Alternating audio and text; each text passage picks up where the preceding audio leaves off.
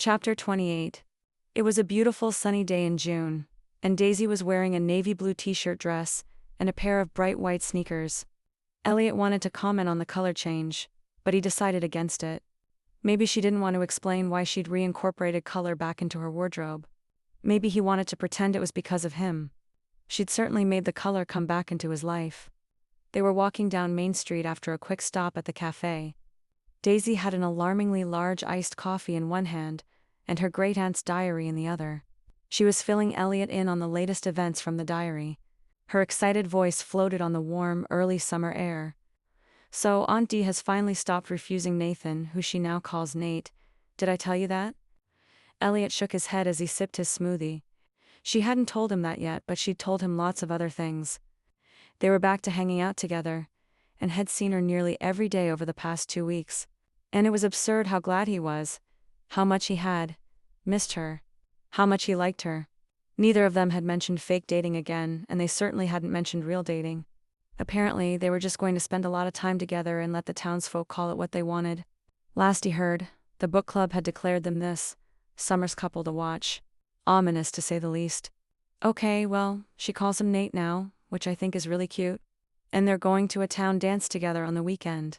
She said it as though it were all happening right now as she read it, and not 100 years ago. He'd be lying if he said her newfound interest in history didn't delight him. "We should bring back town dances," she concluded, taking a big sip of coffee. She looked so damn cute when she was excited that Elliot had to remind himself to stop staring and respond. If any place could bring back town dances, it would be Dream Harbor. Daisy laughed. "You're probably right. I shouldn't say it too close to a town meeting or it will end up happening. And you'll get roped into the planning committee. That's true." "Oh my goodness." Puppies. Daisy stopped abruptly in front of the Second Chance pet shop. Elliot stopped too, and couldn't help but agree with Daisy's squealed delight. Those were some darn cute puppies, all golden and soft, with black noses and pink tongues lolling out of their mouths. "Look at those little balls of fluff. They are adorable," Daisy went on, her hands pressed to the glass as they watched the wriggling pile of puppies stumble over each other to get to the window. "We have to go in." She was tugging Elliot by the hand into the pet shop before he could protest. But why would he? He was always down to pet some puppies. And frankly, at this point, he would pet an alligator if Daisy was the one asking him to. Once inside, the barking and yipping of the puppies nearly drowned out Daisy's cooing and laughing. She leaned right over the gated area and was petting each puppy as they fell all over themselves to get to her. Elliot knew the feeling well. There was one little puppy that couldn't seem to get into the mix. Too tiny to keep up with its siblings, the runt of the litter kept getting pushed aside. Elliot decided to give this puppy some love. He scooped her up and held her in his arms, scratching right between the ears. The puppy immediately fell asleep. He looked up from petting his new little friend and found Daisy staring at him. Not just staring, Daisy looked like she may jump him.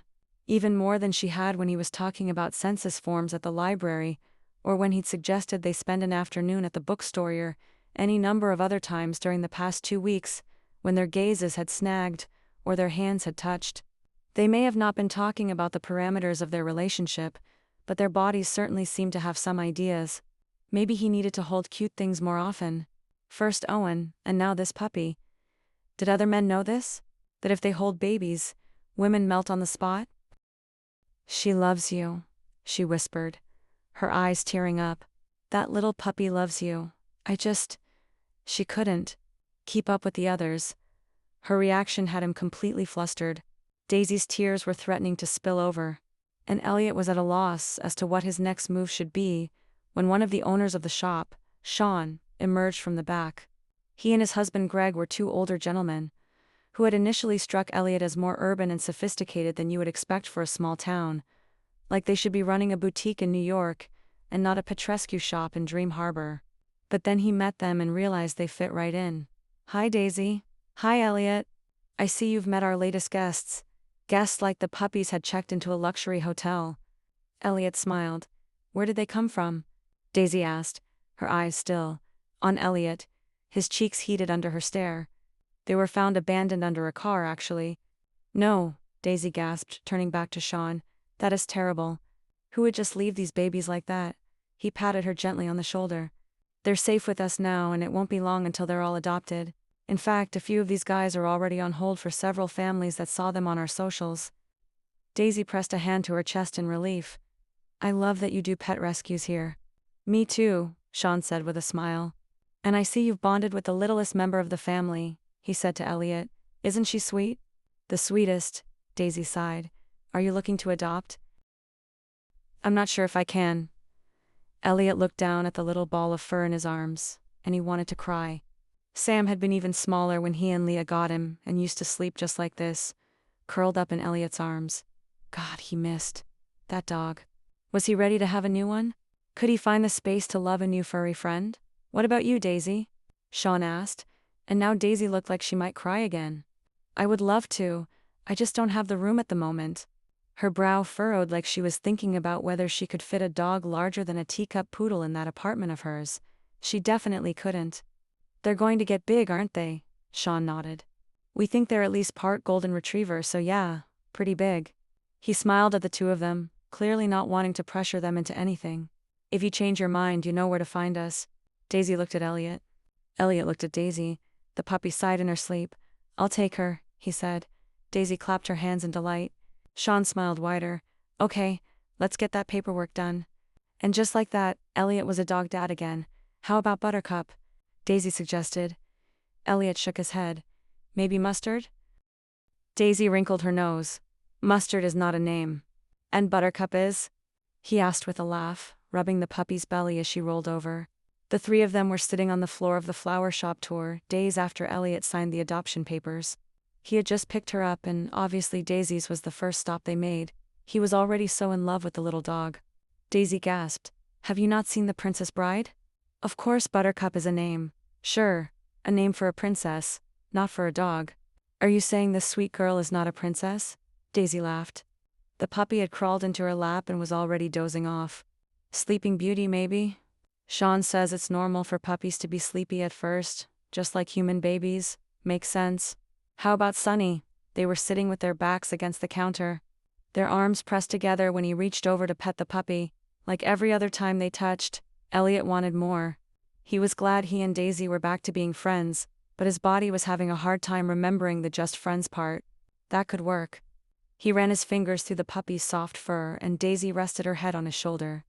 It was the best moment of his week, and he soaked it in.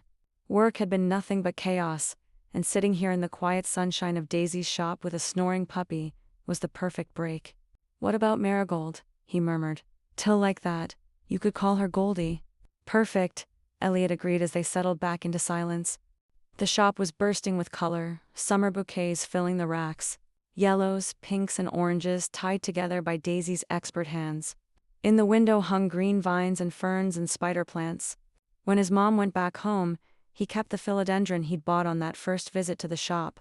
He thought of Daisy every time he looked at it. Although that wasn't saying much because he thought of Daisy all the time. Sunshine filtered in through the windows between the leaves, and Elliot knew it was this perfect golden moment he would think of when he called Goldie's name, not the color of her fur. Oh, Daisy said after a few more minutes of quiet. I thought we could read some diary pages. Before you have to go, sure. Daisy passed him Goldie, who barely opened an eye at the disruption and got up to grab the book. They still didn't know what had happened between Nathan and Aunt Dee, but Elliot noticed that Daisy had slowed down her reading, like she didn't want to get to the part where it all went wrong. It was as though if she didn't read it, she could protect her great-aunt from heartbreak. Her curiosity generally got the better of her, though, and she usually ended up reading Elliot little snippets when they were together. We go? Okay, she said, joining him on the floor again. Here, July 18th, 1925. The town has begun to talk, of course. Nate is in the shop. Nearly every day, and after attending the dance together, the word is out about us. They act as though we should have a chaperone. You should have seen their scandalized faces when Nate showed up in his car to pick me up. It was the talk of the town meeting, I'm sure. But I don't care about all that. I want to be happy. I should be giddy to have a man like Nate take an interest in me, but I can't help but feel like I'm betraying William. William again, Daisy said, looking up from the book. She's mentioned him before, but no explanation. I wish I had more than this one diary. I feel like we're missing out on so much information. Elliot chuckled at her exasperation. It is too bad we don't have the whole series. It's like my great-aunt didn't even consider that we'd be reading this diary in the future, Daisy teased before getting back to the diary. July 23, 1925. One will certainly have to burn these pages now because Nate kissed me, and I simply can't leave that detail from this book. Oh, Daisy squealed. It's getting juicy. Maybe my mother is right in calling his car a devil's wagon because I couldn't resist him as we sat in the back seat after our night out. Maybe I should have, but I didn't want to, and I can't feel sorry for it. This kiss wasn't anything like the chaste kisses my William gave me before he left for good. This kiss ... this kiss burned. It sparked. It made me want things, so help me for saying it. But I would have done more. I would have given Nate everything if he wasn't such a gentleman. His lips, his mouth, his hands, they set me on fire, and I'm afraid I don't want to put it out. When Daisy looked up, her cheeks were pink and her eyes bright. At some point, she had drifted closer to him again, her knee pressed against his. Unable to resist touching her anymore, he reached up and traced her cheek, letting the back of his hand caress her jaw and down her neck. She shivered beneath his touch despite the warmth of the shop. If that journal gets any more explicit, you're going to have to stop reading it out loud, he teased, and Daisy laughed softly, her face tipping toward his, like maybe she didn't want to resist anymore either. What's this? She asked, her gaze flicking to his wrist. Is this a hair tie? It's Elliot, she said, running a finger between the elastic band and his skin. Her touch sent his pulse skittering. Are you wearing my hair tie on your wrist? Maybe. Her grin was delicious. For how long? Since our bookstore date? He was surprised she'd never noticed before. The one where we pretended to make out? Just the memory of it, of Daisy pressed against him, was enough to make him groan. Yes. Why? Her voice was barely a whisper now, her face so close to his, her fingers still trapped under the hair tie. It's a little piece of you. I wanted it near me. Elliot, she breathed his name, tugging him closer with just her finger. Daisy? Yeah? Can I kiss you? Her smile was positively edible. Yes, please. His heart thundered in his chest as he cupped her face in his hands. Her breath caught. It turned out this was actually the best moment of his week, month, year. He leaned forward and his lips met hers. The sweet sigh that escaped her when he did was almost too much to bear. Daisy, he whispered, and she whimpered. He felt the sound down to his bones. I want you so bad. Honesty. It was all he had to give her. His raw, honest words. Her hands were in his hair, tugging. Same. What a gift to have his feelings reciprocated. He groaned and kissed her again, deeper, his tongue sliding against hers, his fingers slipping into her hair. She was lips and breath, and she tasted like honey, sweet and earthy at once. He wanted to lap her up. He was about to haul her onto him when he suddenly remembered where they were, the hardwood floor beneath them, the counter at their back, the smell of flowers surrounding them. He pulled away, panting, and Daisy was doing the same. She leaned her forehead against his. Whoa, she breathed. Yeah. We probably shouldn't do this here, he managed to say. Even though he wanted to go right back to kissing her and possibly never stop.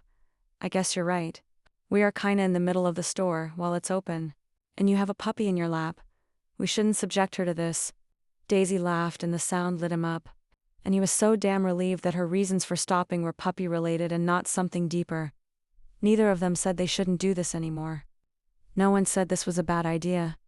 Daisy wasn't putting the brakes on this for any reason other than location. And he was so far past his ability to stop this moving train that he was willing to lay down in front of it and let it destroy him. He wanted her too much. Looks like we stopped just in time, Daisy said, gesturing to where Kira and Bennett stood outside the door. She waved at them through the glass. I guess so. Elliot stood and reached a hand to Daisy to help her up. They both dusted the dirt from their pants as Kira and Bennett walked in. What are you guys up to? Oh my goodness, a puppy. Elliot had a feeling a lot of his conversations from now on were going to go like this. Goldie was, after all, the cutest puppy ever. This is Goldie, Daisy said, beaming like it was her puppy too, like they were a little family. Elliot loved that a bit too much. She is so precious. Where did you get her? Kira cooed, reaching over to scratch Goldie's head. Elliot could sweat the dog smiled in her sleep. Second chance, of course. Sean said she was left, under a car with her siblings. Kira's face transformed into something so outraged and so sad at the same time. Elliot was afraid of what would happen next. Apparently, so was Bennett. Babe, we can't. But they were abandoned. We can't take in any more animals. You just brought home 3 baby goats. They were also abandoned. Bennett sighed like a man resigned to his fate when Elliot decided he should probably chime in. Actually, Goldie was the last one. The whole litter has been adopted. See, Peaches. All the puppies are safe. Kira glared at him even as her mouth tipped up in the corner. You're off the hook for now, but you know it won't be for long. Bennett slung an arm over her shoulder and pressed a kiss to the top of her head. I know what I signed on for, he grinned, and Kira laughed, and Elliot thought they looked so damn happy and he wanted that too. He wanted to put his arm around Daisy and adopt pets with her and kiss the top of her head and not have to worry that this thing between them was impermanent. But he had to go back to work, and despite their most recent makeout session and their previous status of fake dating, Elliot was at a loss for how to say goodbye to Daisy and not make it weird. Luckily, Daisy planted a kiss on his cheek before petting Goldie's head and saying goodbye to them both. It was almost normal. It was almost real. It was almost perfect.